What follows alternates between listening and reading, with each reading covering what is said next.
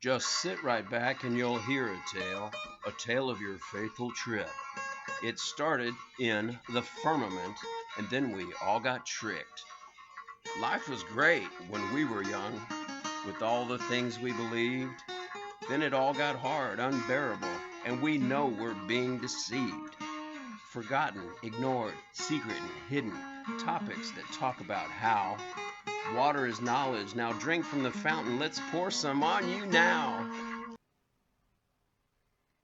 Hi, welcome to Plain Mundane Show. This is Alex. Today we're going to talk about an ex-Mormon story. We're going to talk about my ex-Mormon story. And if you wait until the end, I'm going to give you some links to some other videos that I've made that I already have up that are in this story, okay? This is my ex-Mormon story. This is how I left the Mormon church and why I left the Mormon church, how difficult it was, how agonizing it was, how guilty feeling it was, and just horrible in all aspects. And you know, sometimes I wish I had been born with no knowledge of anything so that I could just have a life and every day would be just a new happy day like a chicken. But I can't because I have too much knowledge and wisdom, I guess, is what you would call an older spirit that came from a place maybe where we obviously come from God, right? So, why did I leave the Mormon church? Why do I have an ex-Mormon testimony? First of all, let me give you some background on who I am or where, how I got to be Mormon. I was born in Houston. I'm born to a mother and father who, my mother's English descendancy through Texas and the Alamo Generals, and a lot of Texas history, a lot of landowners here, and we've got family all over the place in Southeast Texas. My father comes from an immigrant family from southern France in the Pyrenees Mountains and northern Spain, near the Basque region, but not Basque, they say. But my last name actually has French origin, okay? That's why I'm half Spanish and I speak Spanish, and my father spoke fluent Spanish because his parents spoke fluent Spanish, but I don't look. I tell people, like, they say, where's your family from? I say Spain. They go, you don't look Mexican. I said, I didn't say Mexico. So I grew up in Houston in the Friendswood area south, near Alvin, Friendswood, Clear Lake, and Seabrook, which is also known as near NASA, the Johnson Space Center. And I grew up at the time, I was 5 years old when, on July 20 in 1969, when allegedly they stepped on the moon. So I can remember that. I remember driving home from my mother's friend's house. The actress, Rusty was her name. And she was a redhead, pretty redhead. And laying in the back of the station wagon looking out at the moon. You know how the moon would follow you down the freeway and you'd ask your parents, like, how come the moon is chasing us? You could lay in the car and look up and the moon would just stay with you. Remember that? And I remember thinking, wow, they're actually on it right now, and they're standing there. I wonder if I can see them. Man, they made it all the way to the moon, and they're standing on it. I remember as a 5-year-old, that whole thing looking up through the station wagon tailgate window on Highway 45 in Houston going back to our house. My mother was converted to the Mormon church when I was 3. So she was Methodist, but the missionaries came to the door. And I remember when missionaries came to the door and they were teaching her. And then we started going to this church that was over on Broadway in the Houston area, which if you go there now, it's kind of in a neighborhood you don't want to go in. That's where I was baptized, the Broadway LDS Chapel. I grew up in the church. My bishop was an astronaut. My bishop was Don Lind, L-I-N-D. He was a Skylab astronaut. I've had dinner at his house. I played with his children. I had other friends in my childhood whose fathers were solid rocket fuel engineers based in the Apollo program and Saturn V rockets, and who eventually became the manager of the entire Orbiter project, which is the space shuttle program. And I know personally from church 2 Orbiter program directors. 2002, 2003, when Columbia blew up over Louisiana and East Texas. The guy that was on TV explaining what happened, I ran varsity scouts with that guy. I was in a church, and I remember he's the one that taught me what papal process means. You know, when they say, if you're, I was going to propose some event for camp for the scouts when I was just married and I was like 23 years old. And Ron, and his name is Ron, and we were running the varsity scouts, which is like the 14, 15-year-old scouts. And I had a project that would have cost some money and funding for camp, for some equipment to build something. And he said, well, that sounds like a papal process. And I said, the guys say that around here. I meant the NASA people in church. I hear everybody saying that. What does that mean? He said, well, if you're proposing or pushing a project that's not going to get funded or approved, we call that a papal process. As in like a papal bull, as in permission from the Pope. So I learned a lot growing up from astronauts and NASA administrators in the program, okay? I grew up playing classical guitar. My father played classical. My father was in the theater. My parents met in the theater. My mother was an actress and my father was an actor, and they actually met because they were in the same play. After that, I was raised playing classical music. I belonged to the Houston Classical Guitar Society. I performed on the University of Houston campus when I was 8 years old, doing Bach duets with my father. Until I was about 10 or 11, we went to my grandmother's house, and she lent me her Fender Stratocaster and an amplifier, and I sat in the garage and learned AC/DC and all this stuff, and my father was like, ah. You know, like he couldn't stand Glenn Campbell because he used the pick, but Glenn Campbell's amazing with the pick. But he thought, it's not Segovia. I actually met Andres Segovia when I was 8. He was in the Jones Hall in downtown Houston, and my father and I went backstage and talked with him for a while because my father spoke Spanish, and he was from Seville. He's probably the most famous person I've ever met, and I've met some pretty famous and infamous people that know me personally. So I got baptized when I was 8. I remember it was a spiritual experience for me. I actually remember walking out of the font and feeling a feeling in my sternum, like my heart opened or something happened inside of me. I felt it in my heart. And if you know, the first organ in your body that's formed in the fetus is your heart. And that's where your spirit goes into your body. It's not your brain. Your spirit goes into your body and the heart. So by the time I was 12, I became a deacon. We had moved to the north side of Houston, up near Cypress and the Woodlands area. 1960, FM 1960. That's the big highway where all the businesses were. Now it's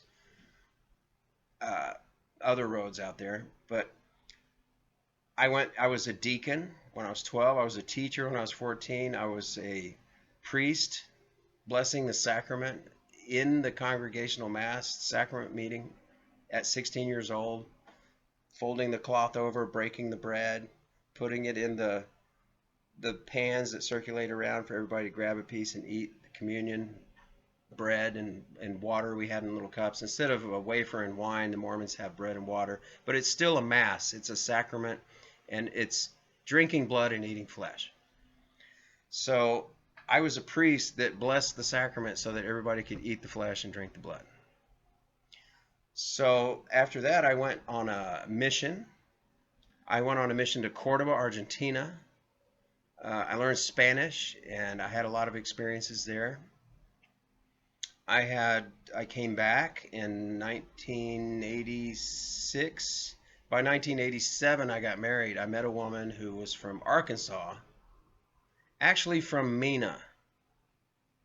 I actually have a picture of that airplane, that cargo airplane on the Mena airport runway that I took. I asked her, why do you have a cargo plane on your runway?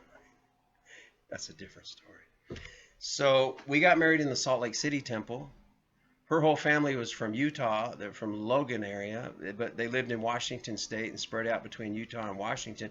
And I thought, as a person that was raised in Houston with a convert family, that I had married a gold mine. I had this woman that grew up in an LDS family that was from Logan that had been in it for several generations. But she turned out to be not very worthy and not very knowledgeable about anything, and never supported paying tithing, always fought me on doing anything for church, and was very negative toward anything she had to do, but at the same time made me go to all my meetings, all my leadership meetings, my stake meetings, and all my scout program, and never let up 1 inch on everything that I had to be doing, even though she would not participate.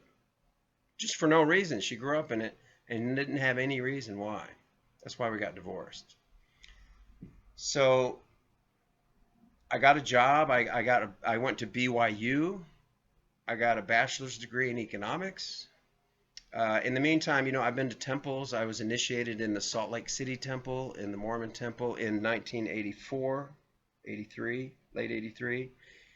Right before I went on my mission, I went through the live session of the Salt Lake Temple when they still had death penalties for divulging what you learned in the temple. It was just like any other secret society. If you divulged what you learned at the veil and your grasps and your tokens and your symbols and your words and your monologues and things like that that you had to repeat, if you just went out and told people like that, you would be assassinated, basically.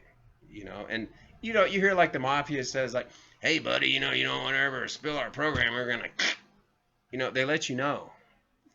It was kind of like that. But so I went through the temple initiated. Now that's not that much different than any other initiation in any other secret society or any other program or any other church or any other club, or things that require the sun worship style Babylonian ritual initiation method. Okay, so then I started in my career. I moved to New Jersey. I worked for a biological company in New Jersey that sold vaccines, and they sold pharmaceuticals, and we manufactured, and we had a plant where we manufactured tablets, we manufactured liquids and vials, we manufactured vaccines, we manufactured killed vaccines with thimerosal, the mercury derivative. I know all about that. I know all about PCR technology. I know all about live vaccines, killed vaccines. These are for agriculture. And after that, I went to work in capital equipment, because after selling vaccines, I started working in the hatchery business for chickens, and I learned to sell setters and hatchery. Then I was designing buildings and automation equipment, became an HVAC expert. So during that time, I went to Egypt, and I had several projects, and I was in Alexandria, where I had sold some projects that were on the beach. Just, what is it? East of Alexandria along the coast, about 20, 30 kilometers outside of Alexandria. I've actually had meetings on the bay where they're digging up all those antiquities under the water in the bay of Alexandria. I've had meetings on the third floor of a building right there and looked at that bay all day during the meeting. I have my degree in international management, so I've been to about 65 countries. I speak 6 languages. I speak 3 fluently, and I can work my way through 3 others. And I learned some Egyptian hieroglyphs, actually, when I was in Egypt, because we had an apartment in Egypt. We had... in Heliopolis, the owner, I was going and staying in the Swiss hotel, and it was costing me $225 a night. And the owner said, why don't, instead of staying in 5-star hotels, why don't you go and get an apartment? And we got a guy who lives there, get him to put you in a nice neighborhood, get you a 3-bedroom, and then all of our directors and presidents will stay, and VPs will stay in this apartment. And so we had different company divisions selling different types of equipment with different names that had been bought by this conglomerate group. And we were all upper management, directors, VPs, and presidents of divisions, and we all shared a 3-bedroom apartment in Heliopolis, and it was a hoot. Because on our days off, we would go to Giza and we would rent horses. We would rent Arabian horses in Giza and just take off and race literally across the desert and go to the pyramids and ride all over the place, and then swap and ride on camels and race each other and take pictures and stood on pyramids. I never climbed to the top. I wanted to. Great Pyramid. But I went to the museum. I went to the Antiquities Museum. Now, this is the first time I ever really found something other than I was on the security staff for the Nauvoo Temple open house. This was like in 1999, I believe, or the year 2000. You have to look up when the Nauvoo Temple was dedicated. Right before the week of the dedication, I was in the open house, and there was a guy there from Salt Lake that gave us all the radio and the earbud pieces and told us where to stand on the corners, and what we were looking for was airplanes, car bombs, and all this disastrous, evil, like movie, James Bond-like stuff. And I remember being floored. Who would want to do that to the Mormon church, But the guy running the security program, he also looked like he was a man in black. He had a brimmed hat on that looked just like the movie Men in Black and what you see that drive the old car. He had a skinny tie on, a black suit, and his eyes were black. He had no color in his eyes. He had no soul, and he scared me. He's the only person I think I've ever met that you could just look right into his eyes, and he just looked like a dead, taken over being by Lucifer. You know, just nasty, and it gave me a chill, actually. And I remember walking around that temple as through the open house, and you saw these pentagrams on these purple windows with the point down, and all of the pillars had the sun over it with the sun rays coming out. And I remember asking one of the other security guys, volunteers, one of the other elders, and I said, "What do you think about those sun rays and the pentagrams?" And he's like, "Yeah, I see that. I don't know." That was an eye opener. Okay.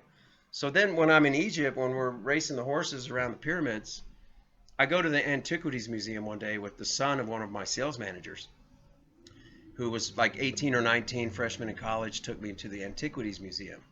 Saw the Rosetta Stone. I've got pictures of the Rosetta Stone from like 18 inches away because I didn't have a flash. I had one of the first digital cameras. It was like a 900 KB picture, but it was pixelated, but it's blurry too because the kid that took my picture in front of it, when he pushed the shutter button, he would blur the whole camera.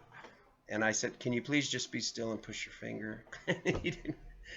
It didn't work. So I'm standing right in front of the King Tut exhibit next to the helmet from the sarcophagi, and it's blurred. It has like an inch of blur where everything's just run together. So all of those pictures didn't come out. I can't show you that, but I learned how to read hieroglyphs. So if you're Mormon and you know what I'm talking about, the Book of Abraham and the facsimile #1, I found that on my own. Before YouTube, before the internet, I was just over in Egypt doing business, and I came home. And I got on the I was not in the computer. I was reading my scriptures one day, and I went to the Book of Abraham. I was after church doing my scripture reading as a good Mormon, and I saw this. This is facsimile #1 of the Book of Abraham. This is allegedly, according to Joseph Smith, this is Abraham about to sacrifice his son Isaac on an altar because the Lord told him to. Let me tell you how I found it. I'm sitting there. I just come back from staying in Egypt in this apartment all the time on these construction projects, capital equipment projects, and I'm reading the Book of Abraham, and I turn the page and I see this drawing, and I go, "Oh, look, it's a permit to breathe in the afterlife." And I went, "Wait a minute, that's not what this is." So I started to read what Joseph Smith said all these objects were, and they were completely wrong, and he was out of his mind, and it just shattered me. I was just completely, oh my God, he just completely made it up.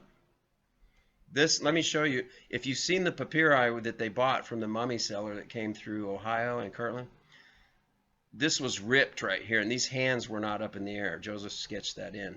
And this guy's eyes are not. This is a dead person receiving his mummification. He's an elite rich person who's died and paid for a mummification so that he can go to the afterlife, and you had to have a permit to breathe in the afterlife. And this was your certificate that you would present to get in there. Now, this table that he's on is not a sacrificial altar. This is a bleeding table for mummification. If you look at it, it's a lion's head. They all have. I've stood right against King Tut's bleeding table. They're all have the lion's head. It's a square table. The tail is lower than the shoulders because the blood inclines there to the left and drains off these channels that are in the legs into the floor piece where they pick up the blood and collect it. This is a mortician preparing this person for mummification. This person does not have their hands up in the air. They are not alive. And this bird is not the Holy Ghost. This bird is Horus, who guides you in the afterlife, to Mot, who measures and weighs your heart against a feather. Your heart is in one of these 4 canopic jars that one of them is the head of a baboon or orangutan. The other one's a jackal, a falcon, and the, can't remember, heart, lungs, liver, spleen. In the foundation, you see the crocodile. The crocodile represents the strength of the foundation of Egypt, and was in all of their drawings, and the foundation was the crocodile to represent the strength of their culture. So this is a typical burial drawing. This is like looking at a eulogy for somebody saying, oh, he got mummified and he's got the permit. Horus is going to take him to heaven. This is what you're looking at. Nothing to do with Abraham slaying his son Isaac on an altar, okay? Hogwash rubbish. So after that, let's see what happens next. That was Illinois. You know, I have to tell you, before I went on my mission, when I was in Idaho Falls, I went to Ricks College, which was BYU, Idaho, my freshman year. And after the first semester, I took off to Idaho Falls, and I thought I didn't need college, and I got a job. And I lived 2 blocks from the Idaho Falls Temple, and I had the worst experience of my life, a demonic attack in a basement where I was pinned to the bed, couldn't breathe, had to rebuke it in the name of Jesus Christ, all that stuff. It's a video I have on YouTube here, my demonic attack. Then when I was on my mission, I actually had the opposite experience where I went to heaven. I visited God in Christ. And I also have a video about that. My visit to heaven, I met God in Christ. The reason was I was going to baptize a family and the father did not want to. And when I was taken up, I was accelerated in this frequency buzz that I could not handle during a discussion. And I was wide awake in front of 7 people in a conversation. And I went to heaven and spoke with Christ and God. The 3 of us were right there looking down through the floor at the family. And when I came back to my body, no one was looking at me. It was like I wasn't even gone more than a second. And he does not like baptism. He asked me why. He said, what is it that you want? And I said that they get baptized. I said, just look at them. I'm the one that spread the floor open, and we all looked right into the kitchen at us sitting at the table, even myself, my companion, and the 6 family members. And I said, just look at them. I love them. And he just said, why? And poof, I was back in my body. That was it. But it took me decades to figure out later. So that's why when I found this Egyptian stuff, and I'd already been doubting and losing faith, let's say, in Mormon church. If you talk to my brother and my mother and people who are very devout in the Mormon religion, they'll tell you, well, what happened? But so anyway, I had this experience, and then I knew the Egyptian facsimiles were dead. Then I knew baptism wasn't real. Then I started learning about mystery schools, and I started learning about Babylon. When YouTube came out in like 2006, it had come out already, but my kids turned me onto it with toilets being flushed by cats and things like that. But I found mystery school religion and a lot of teachings on Babylon. Then I found the website bibliotecapleiades.net, where you can read all about mystery school and Babylon and esoteric teachings and secret societies and how all of that works. And it's good to cover all of that so that you understand. Maybe you don't believe in that and you don't want to because it's mystery school and it's Babylonian sun worship. But you have to know this is what your leaders of the world believe in, and the people who control your society, even down to your municipal level and your county courthouses, your police forces, your judges, your attorneys, your business owners, and anybody that belongs to the lodge or a Mormon church or is an astronaut or a person in a space program. It's all tied together. And it's not only in this country, it goes into Europe, and there are other branches and divisions. There's a black nobility. There's, within Masonry, there's a Scottish rite, a York rite. The Muslims call their rite is called Muslim Brotherhood. Family, that's actually a Masonic order of Arabia. You have the Red Dragons in China. So all of these people believe the same beliefs, but they're just in different clans, okay? But they control what is known by the people on the earth, which is why I have a channel about fish topics, forgotten, ignored, secret, and hidden topics, because they tend to hide those topics or make us forget about them. So it was about 2007, I got a divorce. I had a problem where, the reasons why we got divorced were simple. We didn't get along at all. My wife did not have the same interests I did. I don't even think she knew what I did for a living. She just liked to spend the money. And then she got, let's just say frankly, she got a little bit homicidal, and I had to leave to keep my life. Okay. One time when she told me she had a knife over my chest while I was taking a nap and then decided to go put the knife away, I moved out a week later. I never wanted to leave my children and break up that marriage for my children's sake, but I had to. So here I am, single about 10 years later. I don't go to that church anymore. If you're used to the Mormon community, I don't have home teachers. I don't have a congregation that I go to. I don't have anyone to come give me a blessing when I'm sick, which I would never ask for now. I believe miracles can happen according to faith, but that's not what that priesthood's about. If you look up Melchizedek and the priests of Amun and Amun Ra, the sun god, which ties to Baal directly, it's all a conundrum. Then you looked at, I found a lodge where I read some books in a library that were unlocked. I think it was in the Phoenix, Arizona Freemasons Lodge. I read a book about prominent American leaders in American history. And I was just flipping through these pages, and I found where Albert Pike, who wrote Morals and Dogma, and a lot of people have heard of Albert Pike, famous Civil War general, the only Freemason to be buried in Washington, D.C. under the checkered floor, under the Kabbalah altar, in the Temple of the Masons, in Washington, D.C., taught Brigham Young. I'm sorry, he was a colleague of Brigham Young. His mentor was Peter Desmet, D-E capital S-M-E-T. This guy lived in St. Louis, and he traveled out west, and he found the Utah Valley and Ensign Peak before Brigham Young ever got there with the pioneers. In fact, he told Brigham Young where to go because he visited him in rent-a-quarters, and he was his mentor. And let's say religious beliefs. This is where Brigham Young gets his Adam God theory and his blood atonement theory. They're straight out of Morals and Dogma, and they are Jesuit beliefs, actually.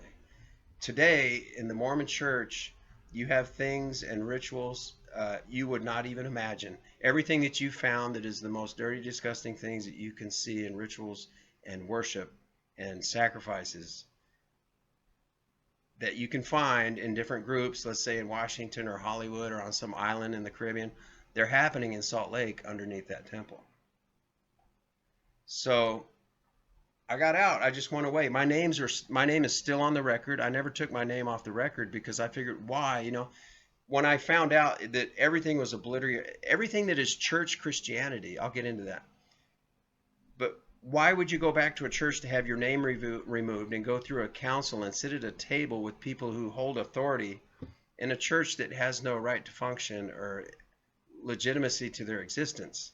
To get your name removed from a record that they put you on, that I just want like 30 years of my life back, and removal of all that guilt and frustration and pain that I went through, and all of my relationships and business and everything that had to do with what I was supposed to believe. And I would be judged, by people I worked with, and, oh, you're Mormon. And I had friends, like one of my distributor in Bolivia, he told me, he says, most of the Mormons, no, this is a friend in Puerto Rico. He said, most of the Mormons I know, after you know them for a while, they'll drink with you and break down.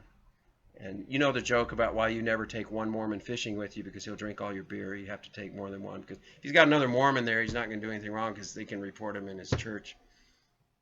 But that wasn't my problem. My problem wasn't temptation or sin or anything like that. It was just my mind opening up to mystery school and how the world was run and how church Christianity is not proper, and that the Christ is not like baptism. Baptism is the resurrection of Tammuz, the son and husband of the whore of Babylon. Baptism is literally an invention of the whore of Babylon. Reincarnation is the correct principle, but you do not, I don't think, have to come back here. I think if you learn what I'm talking about right now and you go into the next life, which I also have a near-death experience, which I drowned for over an hour, and I have a video about that you can watch. I've been in the vestibule in the giant room with all of the spirits that have just died in their bubbles, like caviar or like cubicles. And you can see everyone going through agony. I think it's like a cool down room where you just died. Let's say your body was obliterated in an earthquake or a fire or some horrible accident or a plane crash, and you got no body, and your spirit's there just, and this is what people see when they see all of these spirits in agony. They're looking at the vestibule of what I call the cool down room. It's like the quarantine room where until you come to consciousness where you are, you realize you've died, you've passed through the veil, you're not in your body anymore, and you organize yourself and your energies so that you can go off to a different place. Now, if you follow The angels that come to you and say, you need another chance and you didn't fulfill these promises and you sinned and the earth is a ball in an Oort cloud with billions of others just like it, and you're not that special because there's tons of earths. When I believe that there's just one plane we live on, and we are God's created plane, and we are God's people that He's cultivating to grow up, live a life, pass away, and then when you go to the next life, what we call the fourth dimension or the astral density, you keep going and you accelerate by going through the planets, actually, I've learned, because I did it in my out-of-body experience. But those are all frequencies until you get all the way to the firmament. And I don't think you have to be stuck in the cycle that brings you back to Earth. That's what the compass and the square are about. The square represents the third density, the third matter world we're in now, and the compass represents the feminine energy. First one's male. The second one represents the feminine energy, where you go after you die, and if you recycle back and they get you to volunteer to come back again and reincarnate, they'll say, do you want a chance to come back to Earth and try again and do it right? And you'll go, yes, because you feel so guilty. But you know what you did? As a devout Christian, you just took an opportunity to reincarnate. That's something you don't even believe in, supposedly. And you just said, yeah, I'll take a chance to come back. So they just tricked you. So this is why they call it the soul trap. I think we don't have to stay in the soul trap. If you rise up to a level of knowledge where you can rise above, then get out of the soul trap. Go to the fifth dimension and beyond. I call them densities. So, the church Christianity. Do you know when there was slavery under Nebuchadnezzar when they were in Babylon for 70 years before Christ? About 100 years before Christ or more, 140 years before Christ.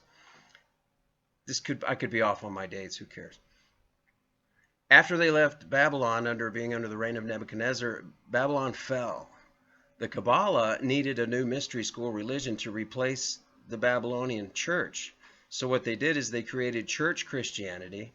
They pretended to kill Christ. He escaped Israel, by the way, and he's buried in India near Kashmir in a town called Srinagar, Srinagar.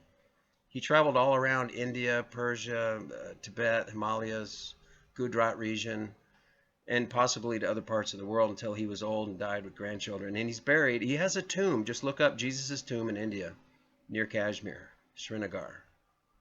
Not making it up. There's books about Judas being Jesus' best friend who helped him escape Israel. I found in the Quran, in a book, that I read these Harvard classics. I've got about 100 volumes of these. One of them is the Quran. And I was reading the Harvard Classics Quran, and I found where Muhammad said, those who say that they killed Jesus Christ, the Messiah, the son of Mary, did not actually kill him, but they only pretended to. And I already knew that when I read it, and it hit me like, oh my gosh, and Muhammad said this too? Now, I'm not promoting the Quran as a correct religion because there are none. All three Abrahamic religions are based on Luciferian beliefs and Babylonian worship. They're all disguised to protect the guilty, but they're the same symbolisms and things that go on. Everything that has to do with the temple. You are the temple. Forget about building a temple. You are the temple. Like I did. If you raise your vibration and you're worthy. I was on my mission. I hadn't had a girlfriend or sex for over a year. No masturbation, no orgasm, nothing. And I was able to raise my frequency. It's like the New Agers talk about. I'm not a New Ager. But what they talk about, it's that what they call the serpent energy that rises up through your kundalini until you get to the white chakra, and through purity. There's something to that because it happened to me.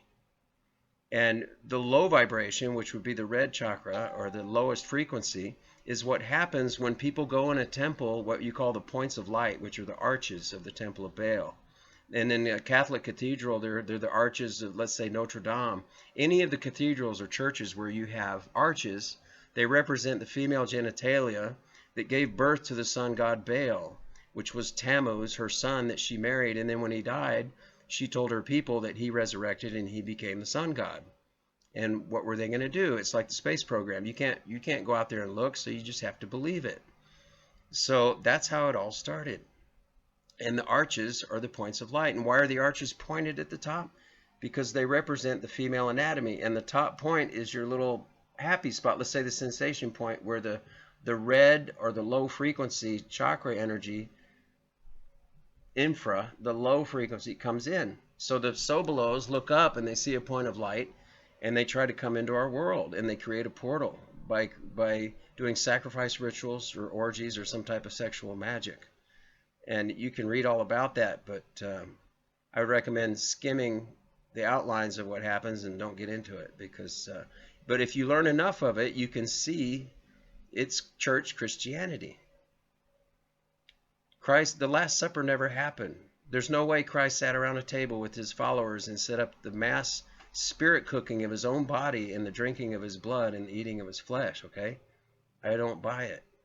There are a lot of things in the New Testament. You know, the book of John was written first, and all the other books after that were edited afterward. And there are names of followers we don't know. You know, and then there's Paul and his journeys through Greece. I've actually been to Greece and through all. I've been to Thessaloniki. I've been to Colossenses on chicken farms. And I remember driving up there. I'm on the journey of Paul, visiting chickens. But even in Greece, you know, who's Paul? He didn't even know Christ. Constantine set up the first 54 Bibles in Istanbul for his new churches that were made by the presbyters, which were all of the leaders of different religions. The Bishop of Alexandria, Egypt, was very prominent. I've been to Alexandria. I built a hatchery just east of it on the coast, about 25 kilometers when I was there. Once you go around the world and you learn different languages, especially in, what do you think the book burnings were all about in Alexandria and in Berlin? You know, a lot of this history has just been fried so that the church can take over, and that's who runs the world. And you hear about it and you know about it, and I don't have to teach you anything if you know. If you don't know, start looking. But that's why I left the Mormon church. My name's still on the record, and I don't care, because I don't respect the legitimacy of the church or the record or anything to do with the Book of Mormon. The Book of Mormon, you know about the Spalding document from the guy at Yale, and the how they met at the publishing company in Pennsylvania, was it, where near the Whitmer farm. I've been to the Whitmer farm. I've been to the Sacred Grove. I've been to the Hill Cumorah pageant. I've been to Kirtland. I've been in the Kirtland temple. I've been in about half of the Mormon temples. I've been all over Utah. I've been to St. George. I've been to all the sites. Was very, very into it. And the whole thing, just the more knowledge I got, the more it exploded. And when I found out that Christ is not like baptism, it's not only is the church not the only true gospel, there is no true gospel. Jesus didn't baptize anybody, and he didn't create any churches. He just taught you how to raise your vibration so that you could see him and meet God and be as pure as you can. And that's all he taught, which is what I did for a while when I was on my mission. I'm not as good now, and I'm trying. I make mistakes. But I did it, and I learned while he taught me. So try to do that. Don't go back to the Mormon church. Don't go back to any church, any Abrahamic religion, especially Abrahamic religions. Just meet God. You are the temple. Be as pure as you can. Raise your vibration. The only thing is, now in our society, once you're not belonging to a church, then you don't have your support groups. You don't have home teachers and visiting teachers and people who bring you food, or people who, a welfare program that can give you money and food when you're out of work. You don't have that camaraderie, and you're not teaching people every month. That's your assignment, and you're not preparing things for church every Sunday, and you show up in a congregation. There are certain benefits that you get from that, socially and economically and spiritually. And I don't have that anymore, but I've learned to adjust. It's kind of a crutch system. And Lucifer, let me show you, if Lucifer has a program, it's going to be full of light and love and beautiful beings and excellent feelings. And I've had people say, well, I know that it's not Lucifer because I felt love and I felt the spirit, and I have too. But you learn a lot, and you learn that that can perfectly be done by an archon spirit, which they came from heaven, and they are heavenly beings. They just are not in alignment with God right now, and they're locked away to somewhere else in trying to run this world the way they want it. And they're known as the archon spirits. And those are the ones that created the hybrid Nephilim. So anyway, it's all Babylonian. Everything we believe is just, everything is converted into Babylonian. And now you see it in all of the corporation logos. You know, I got videos on Taco Bell and all of their Eye of Horus and the bell and the Masonic compass and square on the lampshades, and It's amazing. And it's all around us, it's surrounding us. So not only did I leave the Mormon church, but I left church Christianity, and then I left all Abrahamic religions altogether, and then all religions on earth altogether. And then just, it's like going back to source where you are the temple. Okay, so that's my story as an ex-Mormon, and I'm sticking to it. My mother asks me all the time, so when are you going to come back to church? Or have you decided to come? And I said, Mother, last time she asked me that, I said, Mother, you can rest assured for the rest of your life until the day you die, I will never, ever, ever, ever go back to the Mormon church or any church, and you will never see me in one. I won't even step on the property. My brother has children baptized that I won't go. I was right here, and oh, come on, my daughter's getting married Thursday. Come on over and see her. No, I don't support that. And they get mad. My stepfather gets super mad because he worked at NASA his whole career for 44 years or 50 something years. And I don't believe they ever went to space. And I don't believe in the Mormon church, and he's a high priest. And so he tells my mother, Alex doesn't believe anything that I ever did in my whole life. He doesn't respect me at all. He takes it all personal because of pride. I'm saying, you're an excellent guy. I have nothing against you. I said, but you wouldn't have known who you worked for, and you would not know what I know about the church if you've never studied it. But I can teach you. No, I'm not interested. So you get in this wheel of just bizarreness of waking up. But a lot of people are doing this. There are literally millions of people on earth going through this. So feel okay. Feel okay about yourself. You're doing good. Try to maintain. Hopefully you don't go into depression or drug abuse or alcoholism or anything that would drag you down. And just stay positive and just don't waver, and teach your family you're not wavering. And every time you get a chance, you teach them something new, and don't be quiet about it. You don't have to rub it all in their face every time you get together. I'm already not invited to Christmas because people know I don't believe in Christmas. I don't believe there's one day on Saturnalia when we celebrate the resurrection of Tammuz on winter solstice that we're supposed to share gifts. It's just stupid. So anyway, that's my story. Thank you for coming to Plain Mundane Show. And just wait until I put up another video. Please hit like and subscribe and ring the bell for all the notifications. Thank you. Bye.